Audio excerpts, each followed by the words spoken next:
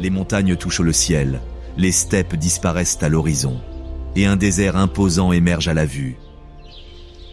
Les oiseaux prennent leur envol, les troupeaux d'élans s'enfuient, terrifiés, et les pikas se cachent dans leurs terriers, les meutes de loups hurlent, l'aigle royal observe tout d'en haut.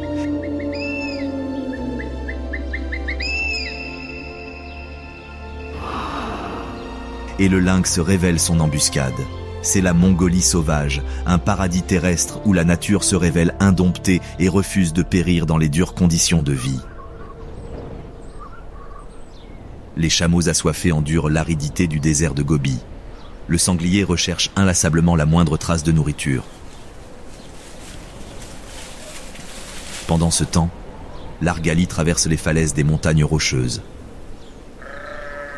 Dans cet écosystème riche en biodiversité, chaque espèce fait face à sa propre lutte pour sa survie.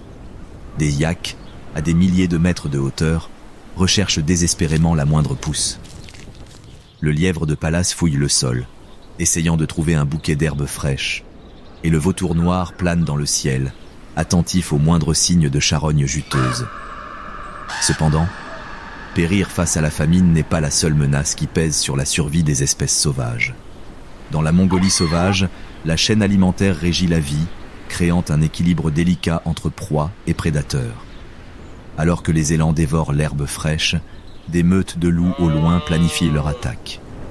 Au loin, leurs hurlements résonnent à travers la steppe, annonçant que la chasse a commencé. Avec cela, la proie n'a nulle part où se cacher. Et peu importe combien il court, la meute a déjà rendu son verdict, et ces canidés finiront toujours avec l'estomac plein.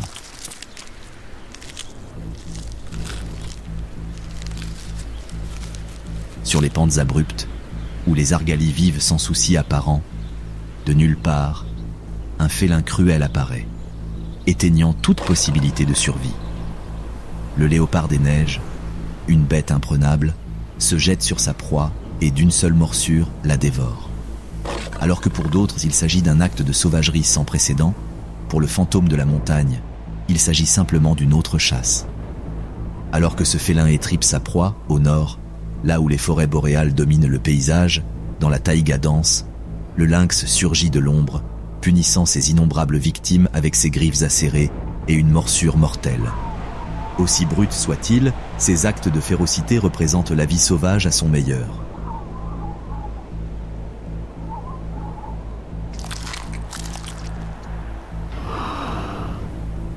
Dans le fascinant écosystème mongol, vous êtes soit un prédateur, soit une proie. Située au cœur de l'Asie de l'Est, entre la Sibérie inhospitalière et la Chine, la Mongolie est une vaste région de plus d'1,5 million de kilomètres carrés, soit environ 3 fois la taille de l'Espagne. Avec une variété de terrains enviables, ce royaume animal cache une diversité abyssale de biomes à l'intérieur de ses frontières. Au nord, les forêts boréales venues de Russie envahissent les pentes des monts Altaï et Sayan, abritant des wapitis, des ours bruns et des lynx. Au sud, le désert de Gobi s'étend à perte de vue, abritant des espèces adaptées à ces conditions de vie difficiles.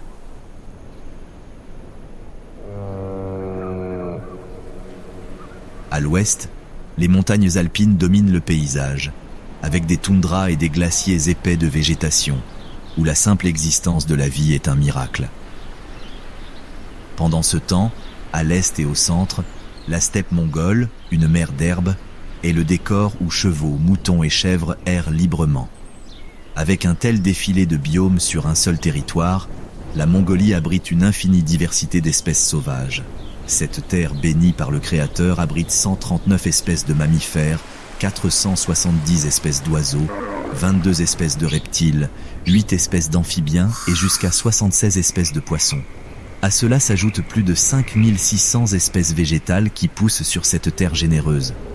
Bien que la Mongolie semble être un refuge pour la faune sauvage face à une telle abondance, il y a un petit problème. Et nous sommes au milieu de l'hiver mongol hostile, une saison rude où les températures glaciales régissent la vie.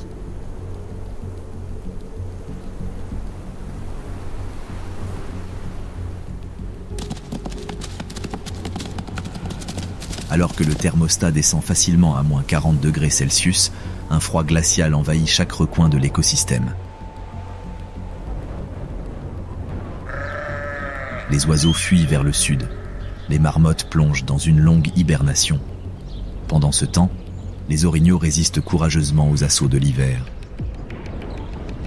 Cependant, tout le monde ne se plaint pas de l'arrivée des températures glaciales. Pour le léopard des neiges, l'arrivée de l'hiver signifie le retour dans son domaine. Bien que confiné aux zones montagneuses pendant les saisons les plus chaudes, avec l'arrivée des températures froides, ce félin voit son territoire s'étendre.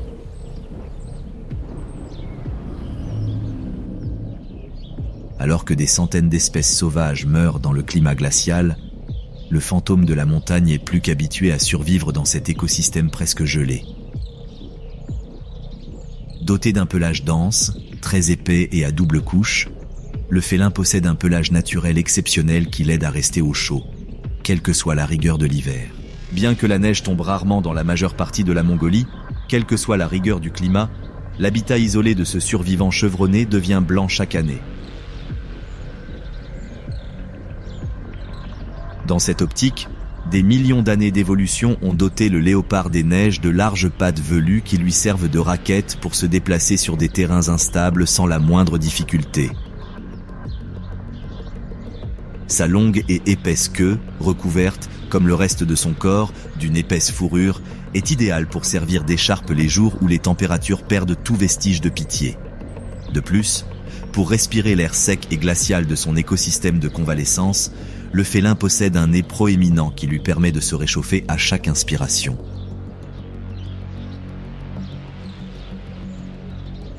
En plus d'être adapté à ces conditions de vie hostiles, en tant que chasseur habile, ce carnivore strict ne manque pas la moindre occasion d'attraper une proie.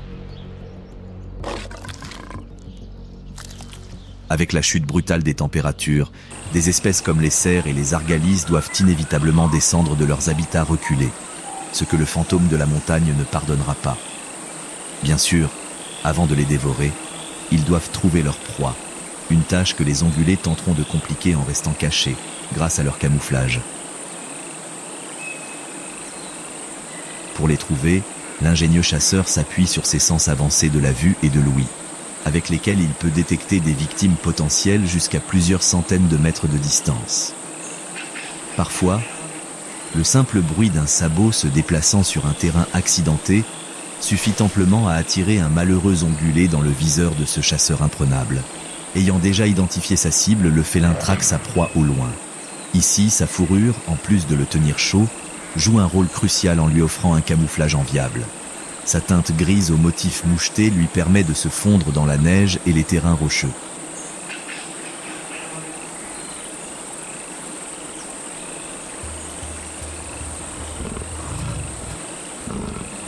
En utilisant la furtivité et en profitant de l'environnement pour se cacher, le chasseur peut s'approcher à quelques mètres de la proie. Étant si proche de sa victime et voyant le moment parfait pour attaquer, le léopard des neiges saute en embuscade. Capable de sauter jusqu'à 10 mètres dans les airs, aucune proie ne peut échapper à une attaque surprise aussi rapide comme l'éclair. En quelques secondes, l'ongulé passe de la consommation de germes nutritifs à la morsure d'un léopard affamé de 50 kg qui lui écrase la gorge et lui enfonce ses griffes dans l'abdomen.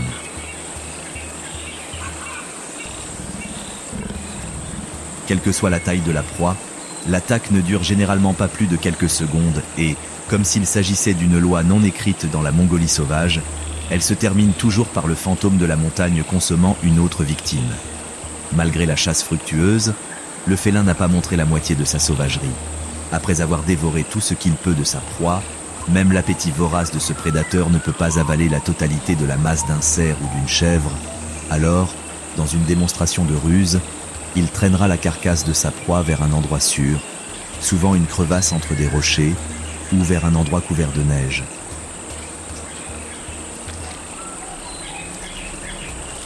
Bien sûr, il ne manquera jamais de charognards prêts à venir prendre leur part du butin durement gagné par le féroce léopard. Les vautours, les corbeaux et les renards font partie des visiteurs indésirables qui pourraient vouloir prendre une partie des restes du félin.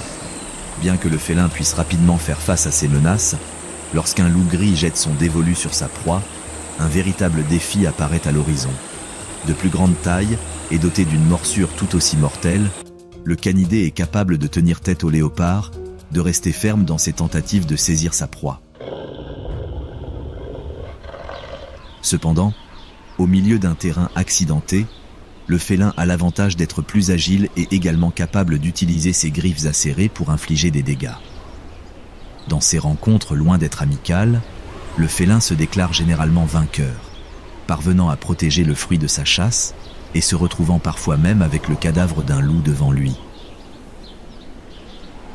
Bien que face à un loup solitaire, le léopard soit réticent à abandonner sa proie, lorsque les hurlements d'une meute entière s'approchent de son territoire, ce chasseur, dans une démonstration de ruse, ne pensera même pas à affronter la meute, préférant abandonner la proie plutôt que de s'impliquer dans un combat où il a tout à perdre.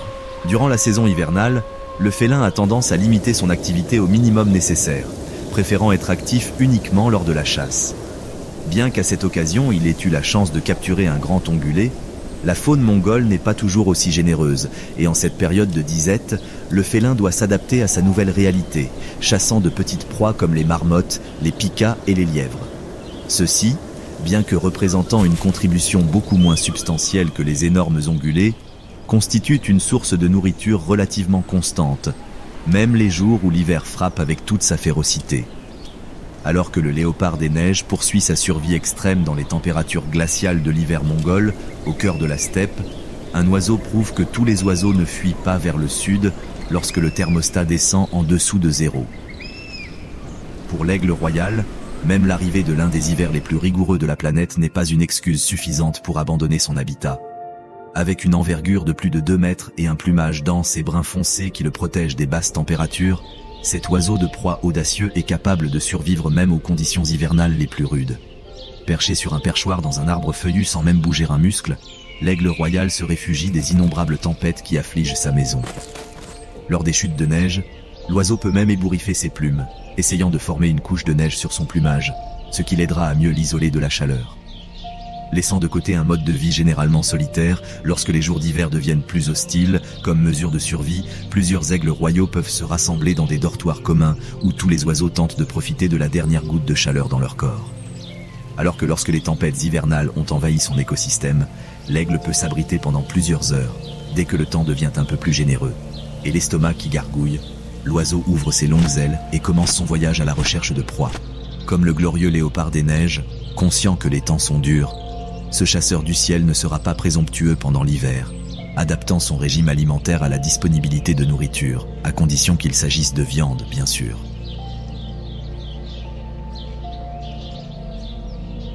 Ici, lièvres, lapins, perdrix, marmottes et même renards sont dans le viseur de ce rapace redouté. Tout commence à partir du moment où le chasseur détecte la proie. Grâce à sa vue prodigieuse, il est capable de repérer même un petit rongeur se déplaçant dans la neige. Qu'il l'observe depuis les airs ou perché sur un perchoir confortable, dès qu'il repère ce qui deviendra inévitablement sa victime, l'aigle a déjà planifié chaque mouvement de son attaque. Sans perdre de temps, le petit mammifère étant à portée de main, l'oiseau part le capturer. Bien qu'il vole souvent à une vitesse pouvant atteindre une 50aine de kilomètres par heure, en piqué et avec la poussée nécessaire pour chasser des proies aussi savoureuses, ce speedster peut descendre à des vitesses de plus de 200 km par heure sur sa victime. Avec ses griffes acérées, mesurant jusqu'à 6 cm de long, dégainé et son bec robuste prêt à attaquer, la proie ne peut rien faire. Tombé dans le viseur de ce chasseur, son avenir était déjà écrit. Avec l'impact lui-même, le prédateur parvient souvent à déchirer sa proie jusqu'à la mort et, avec ses pattes puissantes, il transporte sa proie dans un endroit sûr pour la dévorer. Un perchoir confortable ou un rebord entre les rochers est presque toujours un endroit plus que parfait. Avec un appétit qui peut nécessiter jusqu'à 250 grammes de viande par jour, chasser quelques rongeurs ou attraper un lièvre sera largement suffisant pour satisfaire son appétit. Cependant, alors que l'hiver fait rage et que les proies se font rares, si un faon, un renard ou peut-être une marmotte apparaît sur son territoire, l'oiseau n'hésitera pas une seconde à essayer de traquer une proie si désirable qu'elle pourrait devenir sa nourriture pendant plusieurs jours. Bien qu'il soit un prédateur habile, il y a des jours d'hiver où les proies n'apparaissent tout simplement pas. Et quand ces options sont de mourir de faim ou de devenir charognarde, elle n'y réfléchit pas à deux fois et reste à l'affût du moindre signe de cadavre dans la neige épaisse. Souvent, les proies hivernales ou les restes de chasse de meutes de loups constituent une source de nourriture plus que fiable pendant ces jours d'austérité. Comme le léopard des neiges, ces oiseaux de proie stockent les restes de nourriture dans un endroit sûr pour plus tard.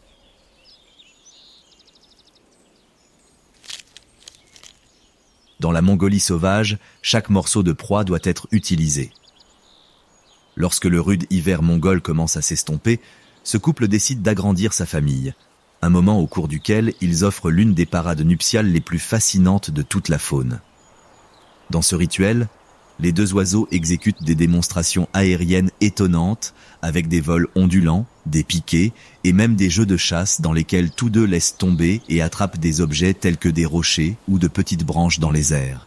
Après cette parade nuptiale élaborée, la copulation a lieu, aboutissant à une couvée d'1 à 3 œufs, donnant naissance au miracle de la vie. Mais tout ça, c'est du printemps. Pour l'instant, le couple doit poursuivre sa survie hivernale, car il reste encore plusieurs semaines de températures glaciales à venir et de longues journées où la faim et le froid sont leurs plus grandes préoccupations.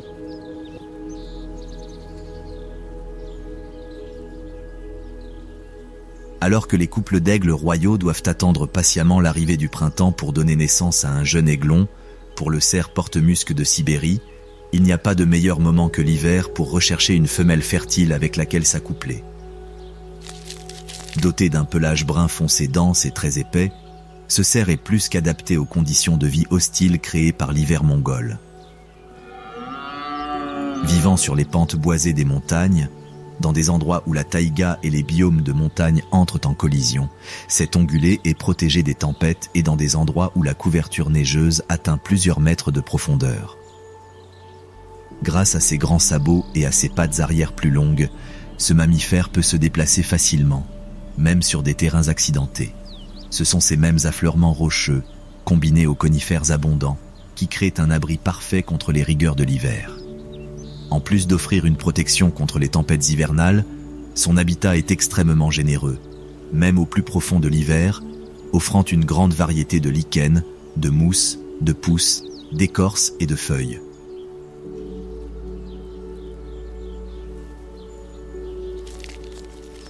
Bien que ces aliments ne soient pas très convoités par les autres herbivores, grâce à leur système digestif sophistiqué, les cerfs sont capables d'absorber des nutriments même à partir de ces sources alimentaires peu bénéfiques.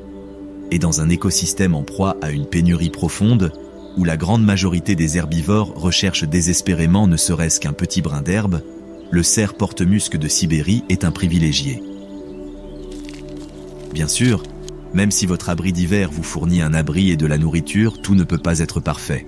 Et son habitat est infesté de prédateurs voraces qui n'hésiteront pas à le tuer pour mettre la main sur une proie copieuse pouvant peser jusqu'à 17 kilos. Pour éviter de faire partie du régime alimentaire des léopards des neiges, des lynx et des carcajous, le cerf compte sur sa fourrure camouflée. La couleur brun foncé de ses cheveux est idéale pour rester caché, attirant le moins d'attention possible. Ceci, combiné à sa démarche solitaire et insaisissable, lui permet de passer inaperçu.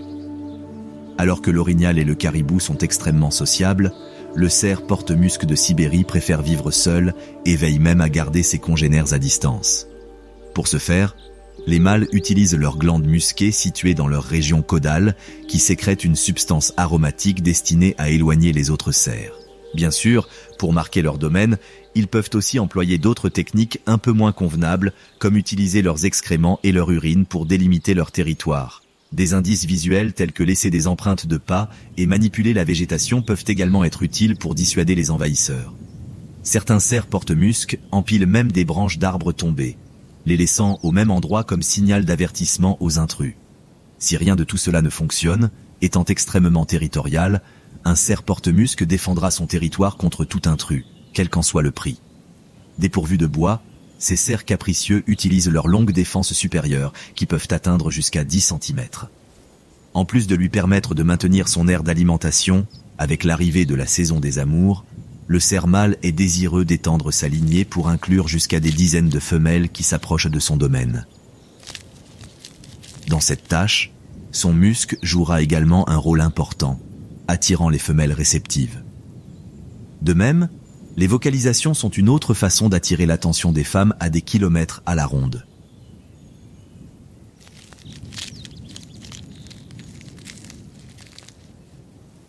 À la suite de l'acte de reproduction, un petit faon verra le jour dans sa douce maison en Mongolie d'ici l'été. Mais, tout comme la naissance des aiglons, le chemin est encore long, et un long hiver continue de régner d'une main de fer sur chaque espace de cette terre.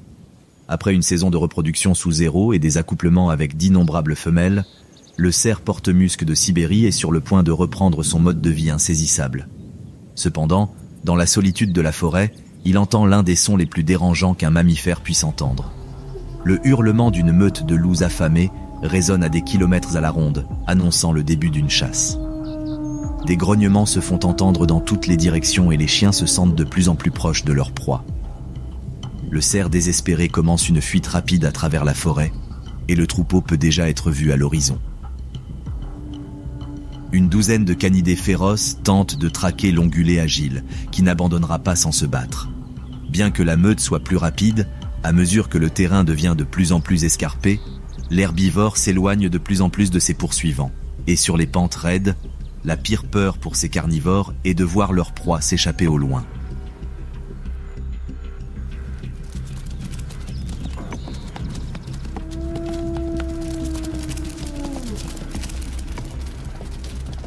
Après de longues journées de famine, laisser le cerf s'échapper est presque une condamnation à mort pour ces chasseurs généralement compétents.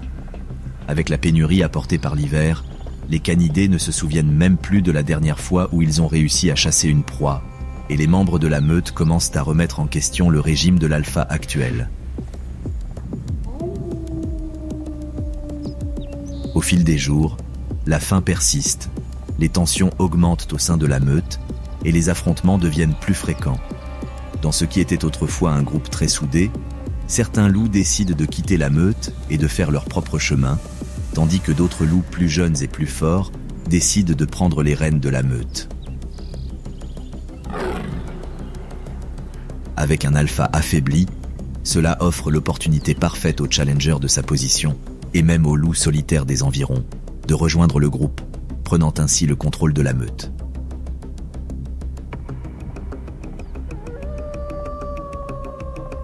Menés par un nouvel alpha, les restes de ce qui était autrefois une meute de chasseurs redoutés se lancent dans un nouveau voyage à travers cet environnement glacial. Bien qu'affaiblis par la famine, les chiens ont toujours une capacité enviable à résister aux rigueurs de l'hiver. Leur épaisse fourrure aux tons de gris, de noir et de blanc leur permet de rester au chaud, même lorsque le thermostat descend en dessous de moins 40 degrés Celsius. Leurs pattes velues et très vascularisées leur permettent de perdre très peu de chaleur après un contact avec la neige froide et de marcher facilement sur un terrain instable.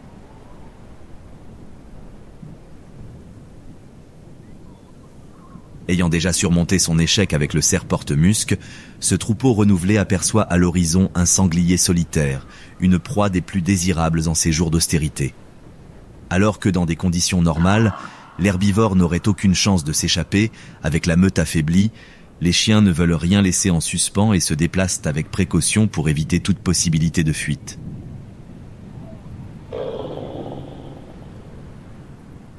Par ses mouvements et ses postures, l'alpha indique la stratégie à suivre par le reste de la meute. Un mouvement subtil des oreilles ou du museau peut être un ordre direct de ce chasseur habile. Le groupe étant divisé, l'alpha lance l'embuscade, abandonnant sa cachette et se dirigeant directement vers le sanglier, qui ne se doutait pas de sa mort imminente. Alors que l'herbivore court à toute vitesse, la meute met sa stratégie en marche, chaque canidé fermant les voies de fuite possibles de l'ongulé. Se voyant peu à peu encerclé, et avec une meute affamée à ses trousses, l'herbivore sait bien que ses jours sont comptés, et après une longue poursuite, l'inévitable se produit, et avec une charge de l'alpha, le mammifère tombe, chose que la meute ne manque pas de bondir sur son corps, et avec leur morsure mortelle directement dans la trachée, ils finissent par plonger le sanglier dans une mort profonde. Avec des proies pesant jusqu'à 90 kg, la meute est impatiente de satisfaire enfin son appétit. Bien que dans la hiérarchie des loups, l'alpha doive sans aucun doute manger en premier, après avoir enduré une longue famine, les chiens des couches inférieures abandonnent les formalités et se préparent à manger comme s'il n'y avait pas de lendemain. Malgré la taille colossale de la proie, la meute dévore rapidement presque tout, ne laissant que quelques restes dont les charognards seront plus qu'heureux de profiter.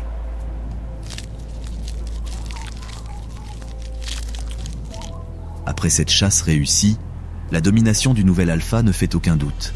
Et le meilleur dans tout ça, c'est que les perspectives de la meute sont sur le point de changer de façon exponentielle.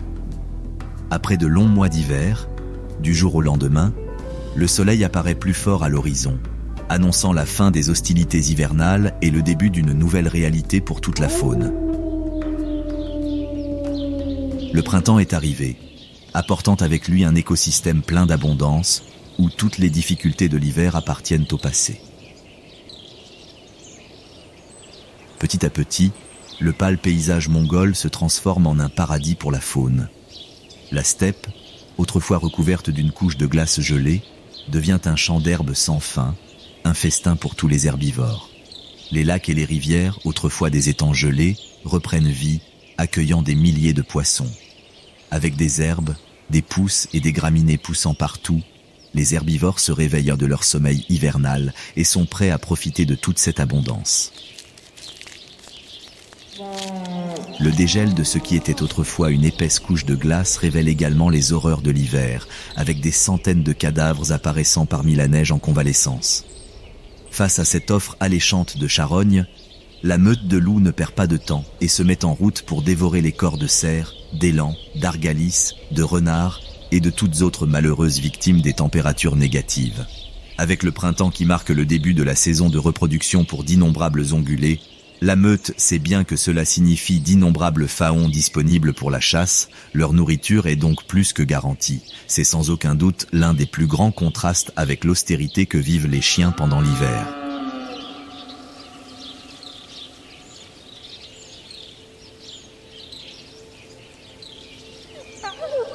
En raison de l'abondance débordante du créateur dans chaque recoin de l'écosystème mongol, des milliers d'espèces déplacées par les hostilités hivernales décident d'entreprendre un voyage de retour qui les ramène vers leurs habitats de reproduction plus au nord. Alors que le temps chaud s'installe progressivement, des millions d'oiseaux remplissent le ciel, impatients de profiter de la générosité du printemps mongol. L'une des espèces d'oiseaux qui apportent de la couleur à l'écosystème mongol est le remarquable fourmilier doré. Avec une taille discrète de seulement 60 cm de hauteur et un poids d'1,5 kg, ce qui distingue vraiment ces oiseaux est leur plumage captivant. Sa tête et son cou teintés d'un vert foncé brillant, encadrés d'une bande blanche en forme de collier, font de ce canard un véritable accroche-regard, même au milieu d'un écosystème aussi dynamique que la Mongolie pendant le printemps luxuriant. L'apparence attrayante du canard colvert est complétée par une poitrine châtain au ton violet et le reste de son plumage grisâtre au reflet noir. Avec son apparence majestueuse, cette créature sauvage est capable d'étonner n'importe qui, à condition bien sûr qu'il s'agisse d'un mâle de l'espèce, car les femelles vipères royales sont victimes d'un dimorphisme sexuel très marqué et quelque peu injuste, dans lequel elles sortent moins favorisées, avec un plumage aux tons bruns et clairs qui les font passer complètement inaperçus à côté des mâles. Bien que moins frappant physiquement, cela ne constituera pas un obstacle pour les mâles en compétition pour eux pendant la saison de reproduction qui est sur le point de commencer. Après un long voyage depuis leur refuge d'hiver, les canards s'installent près de zones humides d'eau douce peu profondes formées par la fonte de ce qui était jusqu'à récemment des rivières et des lacs gelés. Malgré les distances colossales qu'ils parcourent ensemble, adoptant leur position distinctive en forme de V dans le ciel, en arrivant sur leur lieu de reproduction, chaque canard deviendra extrêmement territorial, laissant toute cette camaraderie de côté. Cette hostilité est justifiée par l'arrivée ultérieure de femelles, pour lesquelles les mâles désireux de procréer commenceront à se disputer. Bien que les couples se forment généralement en automne et en hiver, rien n'empêchera les célibataires d'essayer de voler une partenaire aux mâles accouplés. Lorsqu'un prétendant tente de séduire une femelle inconnue, le canard recherchera souvent la protection du mâle, qui ne sera pas du tout content qu'un étranger s'immisce dans ce qu'il considère comme le sien. Ici, le canard jaloux poursuivra l'intrus à travers l'eau, ou le chassera dans un court-vol en battant des ailes de manière agressive. Bien que le mâle puisse devenir extrêmement surprotecteur avant l'accouplement, lorsque la femelle se montre réceptive après une parade nuptiale qui comprend des mouvements de tête, des coassements et des sifflements, le mâle, son travail terminé, laissera à la femelle toutes les responsabilités parentales sans se retourner, sans même l'aider à construire le nid. Le canard rejoint généralement un groupe de célibataires ou peut même partir à la recherche d'une autre femelle avec laquelle s'accoupler, la laissant inévitablement avec tout le poids de la parentalité sur ses épaules. Un fait quelque peu regrettable est que, chez cette espèce, en raison de la grande disparité entre les mâles et les femelles, les pattes sont souvent soumises à une reproduction forcée, où un mâle, voire plusieurs, la soumettent, montrant l'un des côtés les plus cruels de la nature. Pendant que le père absent poursuit son chemin, la future maman, désormais célibataire, avec jusqu'à 16 œufs en route, doit rapidement trouver un endroit où établir son nid. Souvent, le site choisi est une petite dépression peu profonde, très proche de l'eau, que la femelle aménage avec des plumes qu'elle arrache elle-même de sa poitrine. Ces plumes servent à la fois à réguler la température des œufs et à les cacher des prédateurs potentiels, car dans la Mongolie sauvage, d'innombrables espèces sont prêtes à dévorer une telle gourmandise succulente. Parmi eux, les renards, les carcajous, les belettes et même les aigles voient ces nids discrets comme une source très prisée de nourriture riche en protéines. Pour cette raison, le choix de l'emplacement est vital pour la survie de leurs futurs poussins. Les cacher dans un endroit couvert est souvent la meilleure stratégie pour éviter de retrouver un nid vide après une brève absence. Le plumage discret de la femelle, comparé à l'apparence frappante du mâle, la rend presque invisible parmi la végétation dense, lui permettant de protéger ses œufs. Lorsque la femelle revient de ses courtes sorties nourricières, pour éviter d'être suivie par les prédateurs, elle atterrit généralement à quelques mètres du nid et marche jusqu'à atteindre le lieu de repos de ses futurs poussins. Après jusqu'à 28 jours d'incubation, les œufs éclosent enfin, souvent tous en même temps, révélant de minuscules poussins duveteux et étonnamment agiles, capables de se déplacer et de se nourrir presque immédiatement. Le canard, quelques heures seulement après la naissance, les guide vers l'eau, où il leur apprend à nager et à trouver de la nourriture. Avec une abondance sans précédent de pousses tendres, de graines, de tiges, de plantes aquatiques et même de larves d'insectes, trouver de la nourriture n'est pas un problème pour les plus petits. Bien que la mère ait dû faire face à la tâche difficile d'élever sa grande famille, le développement précoce de sa progéniture signifie qu'elle doit s'en occuper pendant une période ne dépassant pas 8 semaines. À cet âge, les poussins sont généralement capables de se débrouiller seuls et même de commencer leur premier vol. Après avoir atteint cette remarquable indépendance, certains poussins peuvent choisir de continuer à vivre près de leur mère, même s'ils ne représenteront pas le moindre fardeau pour elle. Avec un long printemps devant eux, les petits pourront profiter librement de cet élan de ressources sans précédent du Créateur. L'un des endroits qui connaît l'un des changements les plus radicaux avec la fin de l'hiver est la steppe mongole sans fin, qui se transforme d'une plaine presque inerte en une mer verte grouillante de vie. Ces vastes prairies et pâturages constituent le cadre idéal pour le galop majestueux des troupeaux de chevaux de Przewalski, également connus sous le nom de chevaux sauvages de Mongolie. Avec une robe jaunâtre aux nuances subtiles de brun foncé et une taille de plus de 2 mètres de long et pesant jusqu'à 350 kg, cette équidée est l'une des espèces indigènes les plus captivantes de la Mongolie sauvage. Bien que la plaine qu'ils habitent soit désormais devenue un écosystème beaucoup plus hospitalier, même pendant les températures glaciales, ces équidés résilients n'ont eu aucun mal à supporter les conditions de vie difficiles.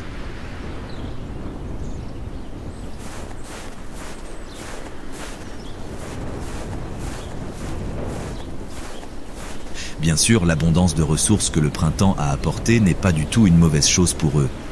Avec des champs d'herbe infinis à leur disposition, le troupeau, qui peut compter jusqu'à 20 individus, n'a pas de temps à perdre et parcourt de longues distances en dévorant des herbes fraîches, des feuilles, des pousses et des plantes herbacées. Bien que ce ne soit pas le cas, lorsque la pénurie frappe, ces herbivores habiles, à l'aide de leurs grands sabots, sont capables de creuser le sol et de déterrer des racines juteuses, qui peuvent être une source fiable de nourriture. Chaque individu nécessitant jusqu'à 6 kg de feuillage par jour, les troupeaux peuvent passer une grande partie de leur temps à paître, ce qui les oblige également à parcourir de longues distances. Bien sûr, lors de ces longs voyages à travers la plaine, ils ne peuvent pas baisser la garde, car les nombreuses meutes de loups des environs seront plus qu'impatientes de traquer des proies pesant plus de 300 kg. Pour contrer les intentions cruelles des canidés, les chevaux de Przewalski se réfugient dans la vie de troupeau, où tandis que certains paissent, d'autres sont chargés de surveiller l'horizon à la recherche de l'incursion d'un prédateur.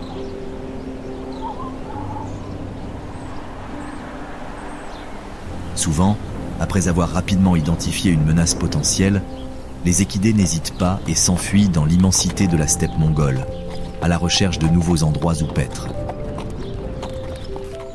Bien qu'ils soient assez rapides, les loups le sont encore plus sur de courtes distances. Leur supériorité physique n'est donc évidente que dans les courses d'endurance. Si la vigilance collective de la meute peut être très efficace, les canidés sont parfois plus intelligents et grâce à leur furtivité enviable, ils parviennent à déjouer les équidés, s'approchant dangereusement du groupe. Ici, sans aucune issue parmi leurs options, surtout lorsqu'il y a des poulains dans le troupeau, les chevaux sauvages rassembleront leur courage et affronteront les carnivores.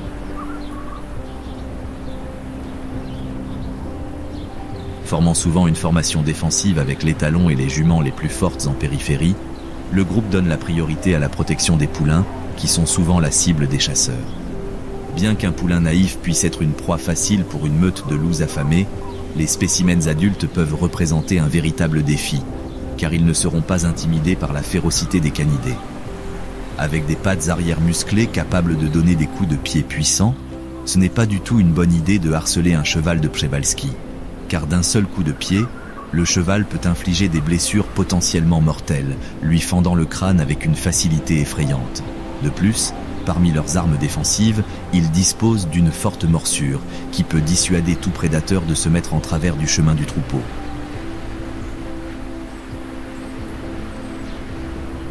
À plus d'une occasion, une meute de loups, au lieu d'achever un poulain juteux comme proie, est effrayée, laissant dans son sillage l'un de ses membres mourant après avoir reçu un coup de pied mortel à la tête de la part de ses équidés.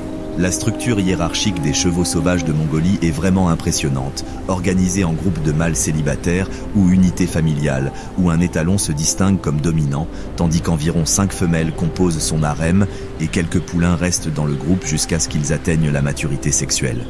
Bien que ce mâle dominant soit chargé de protéger le troupeau des prédateurs et bénéficie du droit exclusif de s'accoupler avec les juments, le groupe est en réalité dirigé par une jument de tête, généralement la plus âgée et la plus expérimentée.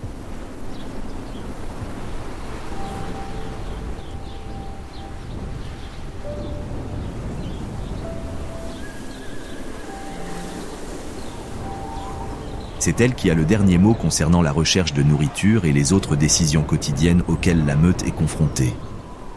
Alors que dans les harems, les juments et les étalons vivent dans une relative stabilité, les groupes de célibataires sont beaucoup plus instables et fluides.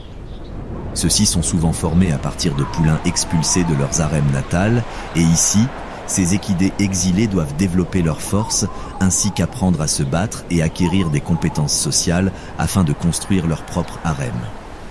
Ces groupes de célibataires sont presque toujours dirigés par un mâle dominant qui a perdu son groupe.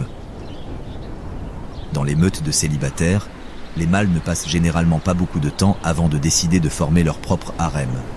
Bien sûr, pour ce faire, ils devront défier un étalon pour sa position tant enviée. Certains mâles, peut-être un peu moins ambitieux, tentent de voler les femelles des harems, ce à quoi le mâle dominant ne sera pas très gentil non plus. Lorsqu'un intrus apparaît sur son territoire, l'étalon adopte presque immédiatement une attitude hostile, adoptant des postures menaçantes, la tête et le cou relevés, et émettant des hennissements et des reniflements en guise d'avertissement. Peu importe à quel point ces signes peuvent être menaçants, le challenger a déjà pris sa décision et est prêt à risquer sa vie pour former son harem.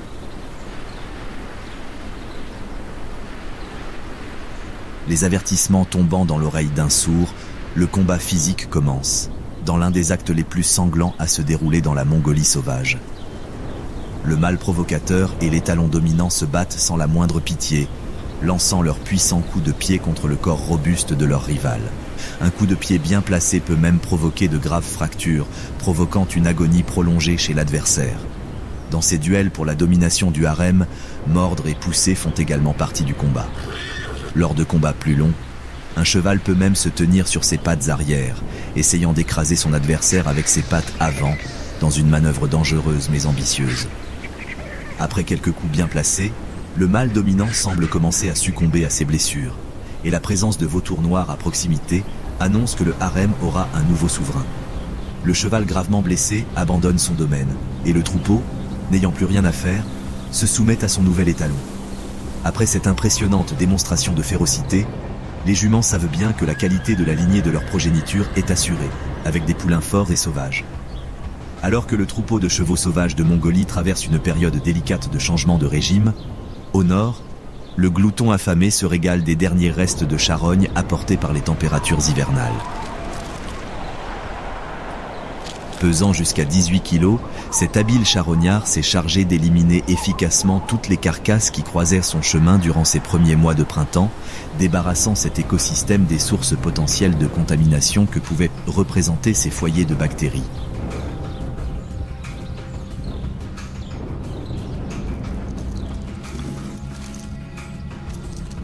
Bien qu'il profite des grandes quantités de charogne laissées par l'hiver dans son sillage impitoyable, le gulo-gulo, également connu sous le nom de gulo-gulo, est plus qu'un charognard rusé, c'est un prédateur infaillible. Alors que le printemps mongol bat son plein, les lièvres, les pikas, les campagnols et les jeunes ongulés sont en proie à une frénésie alimentaire, avec des herbes, des pousses et des graines abondantes partout. Face à ce défilé de vie, l'ingénieux Carcajou voit l'occasion parfaite d'instiller la terreur grâce à sa puissante morsure. En attendant près d'un sentier ou d'une zone de pâturage, ce chasseur audacieux utilise sa patience comme sa meilleure arme.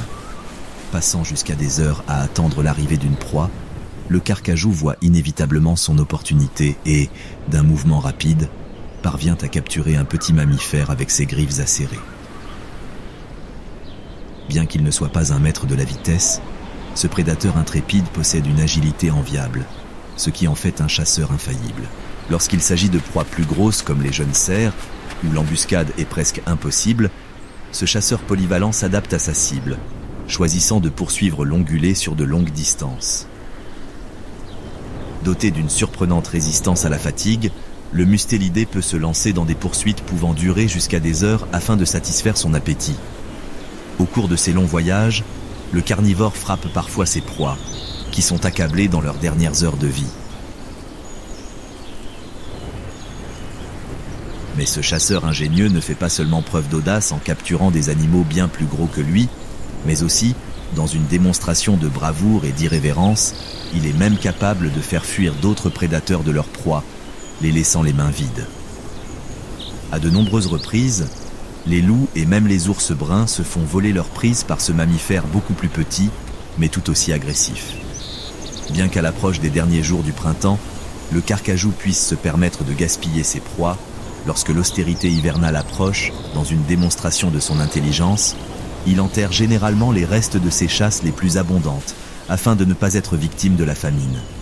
En plus de dévorer d'innombrables proies, le gulo-gulo, plus qu'un carnivore sanguinaire, est un omnivore, se nourrissant de baies, de racines et de pousses. Avec le déclin du printemps, l'été s'empare de la Mongolie sauvage, libérant encore davantage l'abondance de cet écosystème généreux. Alors que le thermostat du désert de Gobi peut atteindre jusqu'à 40 degrés Celsius, dans la grande majorité des biomes, les températures restent agréables, oscillant autour de 25 degrés Celsius. Cette saison connaît la plus grande quantité de précipitations de l'année, avec des pluies torrentielles vitales pour la croissance des vastes prairies.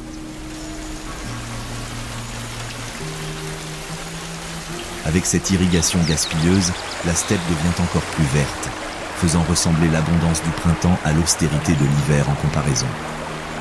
Durant l'été mongol, les espèces approchent de leur pic de reproduction, avec des mammifères, des oiseaux et même des rongeurs remplissant chaque recoin de cet écosystème béni. Pour le chat sauvage de Pallas, cette abondance de rongeurs est comme une manne tombée du ciel.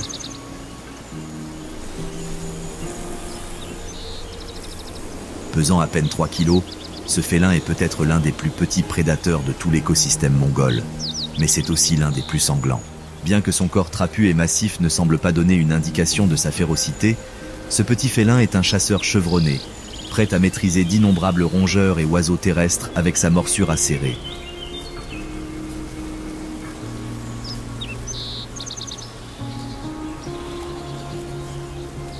Conscient de sa taille compacte, le manul, également connu sous le nom de manul, évite de s'impliquer dans de longues poursuites et des confrontations sanglantes avec ses proies, préférant leur tendre une embuscade, les attaquant quand ils s'y attendent le moins.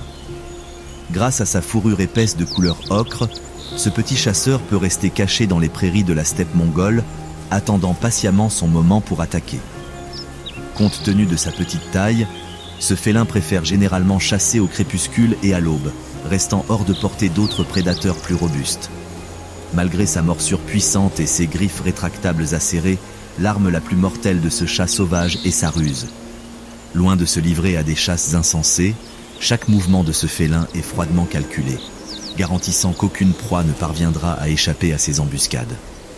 Grâce à sa connaissance approfondie du terrain, l'une de ses techniques les plus courantes consiste à attendre tranquillement à l'extérieur des terriers des picas, des gerbilles ou des campagnols. Après avoir traqué pendant des heures, l'une de ses proies tombera inévitablement dans le piège, émergeant de son abri et étant immédiatement capturée par les griffes agiles du manul. Bien que son siège patient des terriers donne généralement des résultats, il préfère parfois chasser sa proie directement à découvert, dans un duel face à face, où il se retrouve face à un malheureux mammifère.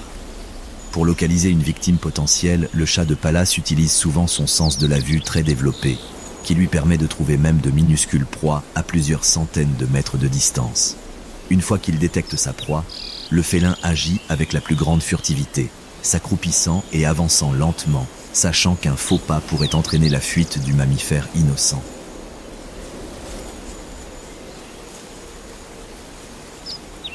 Tandis que le chat de palace solitaire éloigne les visiteurs indésirables de sa maison, loin au nord dans la taïga dense, des élans colossaux se rassemblent en troupeaux sans fin pour profiter d'une saison aussi abondante que l'été mongol. La disette hivernale n'étant plus qu'un souvenir, ces ongulés géants, pesant jusqu'à 700 kilos, s'apprêtent à regagner tout leur poids perdu grâce à l'extravagance des ressources déployées par la Mongolie accueillante ces jours-ci. Avec des feuilles, des tiges, des pousses et des buissons poussant partout, et un appétit capable de consommer jusqu'à 40 kilos de feuillage par jour, ces herbivores dévorent rapidement tous les arbres sur leur passage. Plus que de la gloutonnerie, l'alimentation excessive de ces cerfs est une mesure de survie pour l'arrivée de l'hiver, car, ayant vécu de première main une grave famine, ils savent bien que cette générosité de l'écosystème mongol a une date d'expiration.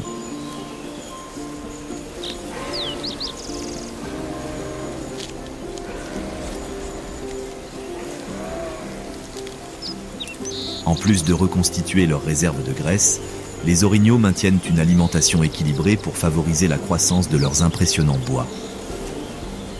Comme ils perdent leur bois à la fin de l'automne, à l'approche de la saison des amours, les mâles savent que des bois solides sont la clé pour réussir l'accouplement.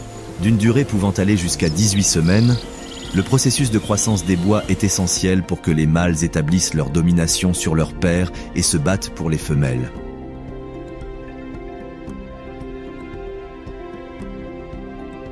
Comme on peut s'y attendre, la formation de cette impressionnante ramure, pesant jusqu'à 20 kg, est un processus qui nécessite d'énormes quantités d'énergie et de minéraux. Il est donc essentiel que chaque ongulé mange bien pendant l'été. Contrairement aux températures négatives de l'hiver, pendant l'été, lorsque la chaleur frappe sans pitié, certains wapitis choisissent de se baigner dans les affluents rafraîchissants près de leur habitat. Ici, au passage, ils peuvent dévorer quelques plantes aquatiques et même échapper, au moins momentanément, à des insectes embêtants.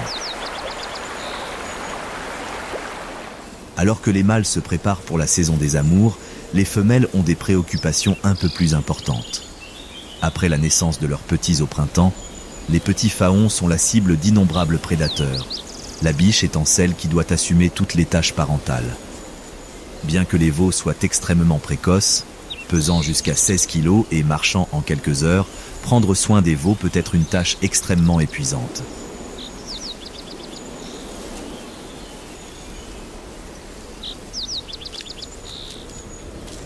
En bonne mère, la femelle orignale est chargée d'allaiter ses petits avec un lait nutritif riche en minéraux, ce qui les aidera à prendre du poids rapidement. Bien sûr, ayant pour tâche d'allaiter jusqu'à 3 faons, la femelle devra inévitablement partir à la recherche de nourriture. Lors de ces voyages, la mère laisse souvent ses petits cachés dans un endroit à la végétation abondante, à l'abri du regard des innombrables carnivores qui pourraient être intéressés à dévorer ses petits. Jour après jour, la femelle répète la routine de cacher sa progéniture et de partir à la recherche de nourriture, ce qui peut être extrêmement dangereux, car à son retour, elle pourrait se retrouver face à une surprise très désagréable. Heureusement, à chaque voyage, la femelle retrouve ses petits sains et saufs. Bien que les faons soient allaités jusqu'à l'âge d'environ 6 mois, ils peuvent essayer des aliments solides tels que des pousses et des feuilles tendres dès l'âge de 10 jours.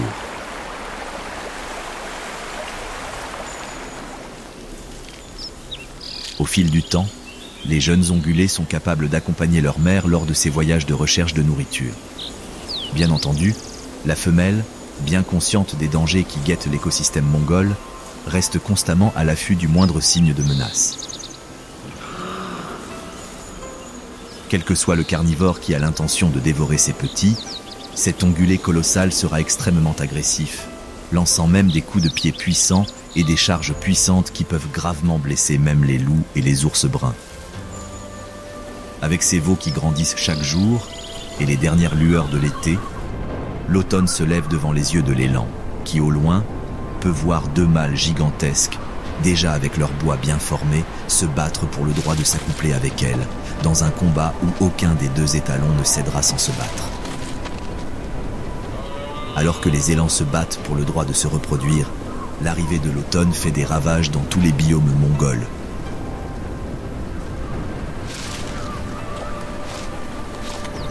Une forte baisse des températures met en alerte d'innombrables espèces sauvages, conscientes que la saison d'automne est le prélude aux hostilités de l'hiver. Avec l'arrivée de l'automne, le vert vibrant qui recouvrait la steppe commence peu à peu à virer à l'ocre pâle. Pendant ce temps, des vents violents soufflent depuis les forêts boréales qui commencent à perdre leurs feuilles sans fin, jusqu'au puissant désert de Gobi, où une tempête de sable éternel s'empare de cet écosystème presque inhabitable. Avec les avertissements automnaux annonçant l'approche de l'hiver, de nombreuses espèces deviennent de plus en plus agitées et se préparent aux températures glaciales. L'un d'eux est le lynx eurasien sauvage, un chasseur rusé qui voit comment toute l'abondance de proies apportées par l'été commence à s'épuiser. Pour ce félin ingénieux, l'automne est une saison d'adaptation, où, s'il veut l'emporter en hiver, il doit s'adapter à sa nouvelle réalité. Bien que le nombre de proies soit loin des sommets atteints pendant le pic estival, le félin possède encore des quantités considérables de chevreuils, de lièvres et de petits rongeurs dans son domaine, de sorte que, dans ses préparatifs hivernaux, il augmentera exponentiellement sa chasse, dans une tentative d'accumuler des réserves de graisse pour quand les temps de famine arriveront. Avec ses capacités de chasse enviables, ce carnivore, pesant jusqu'à 30 kg, est un tueur chevronné. Avec sa fourrure évoluant progressivement vers des tons plus grisâtres, et bien sûr, beaucoup plus touffus et denses, le lynx peut se camoufler parfaitement dans l'environnement automnal dans lequel il vit désormais. Se cachant furtivement, le prédateur tend généralement une embuscade à sa proie, attendant patiemment le moment de frapper. Alors que l'hiver murmure dans sa gorge, le félin sait qu'il ne peut pas échouer dans sa chasse, car cela pourrait faire la différence entre la vie et la mort plus tard. Ainsi, tel un stratège astucieux, il planifie chaque mouvement. Voyant le bon moment, sans que sa proie ne s'en aperçoive, le chasseur agile saute dans les airs, capturant un lièvre sans défense avec ses griffes acérées. Le coup final est porté par sa puissante morsure directement dans le cou du mammifère. Mais ayant vécu de ses propres yeux les rigueurs de l'hiver dernier, le lynx sait bien qu'un seul lièvre ne suffira pas, et sans même avoir fini de dévorer sa victime, il planifie déjà sa prochaine embuscade. Jour après jour, le félin continue de se lancer dans de nouvelles tueries, dévorant ses proies pour accumuler une épaisse couche de graisse qui pourrait littéralement lui sauver la vie lorsque le thermostat descend en dessous de 0. En tant que planificateur astucieux, le lynx, comme le carcajou ingénieux, peut chasser des proies dans une végétation dense dans le cadre de ses préparatifs pour l'hiver.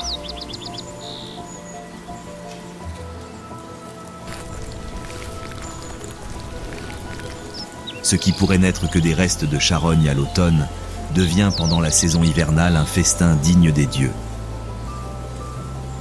Avec sa fourrure plus épaisse que jamais, et après avoir massacré des dizaines d'ongulés, de rongeurs et d'oiseaux au cours d'un automne sanglant, le lynx est prêt à affronter de première main les ravages de l'hiver.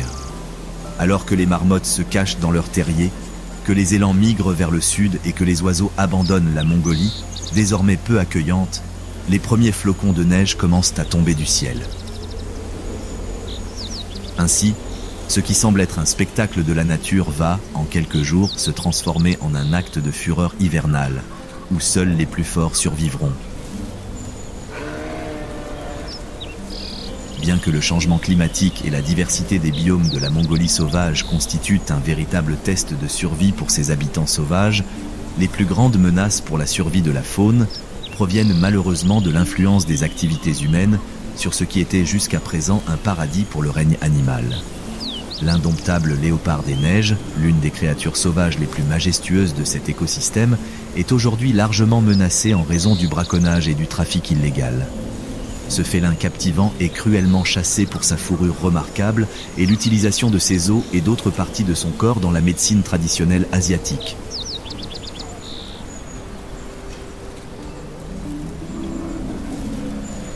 Le petit bois doré est une autre victime de l'influence humaine dans le vaste écosystème mongol.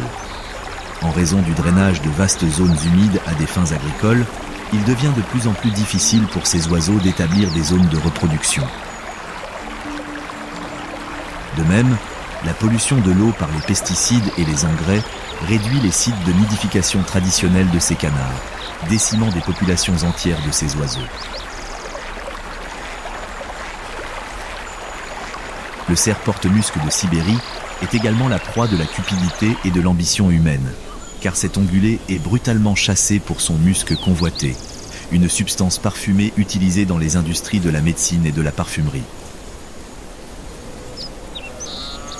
La persécution systématique de ces cerfs les a placés dans un état de vulnérabilité inquiétant. Même les meutes de loups ne sont pas épargnées par les conséquences des activités humaines dans la Mongolie sauvage. Avec l'essor de l'élevage et l'expansion des établissements humains, les rencontres avec ces canidés deviennent plus fréquentes et, étant considérées comme une menace, les loups finissent souvent par en subir les conséquences. Même si les perspectives actuelles ne sont pas très encourageantes, la bonne nouvelle est que les espèces sauvages mongoles ont déjà démontré leur irrévérence face à l'extinction. En 1990, les chevaux de Przewalski ont été officiellement déclarés éteints à l'état sauvage, avec seulement 13 individus environ restant en captivité en Europe. Aujourd'hui, quelques 65 ans après leur extinction à l'état sauvage, grâce à d'innombrables efforts pour sauver l'espèce et à un ambitieux plan de réintroduction, plus de 2000 de ces équidés courent à travers la steppe infinie de Mongolie.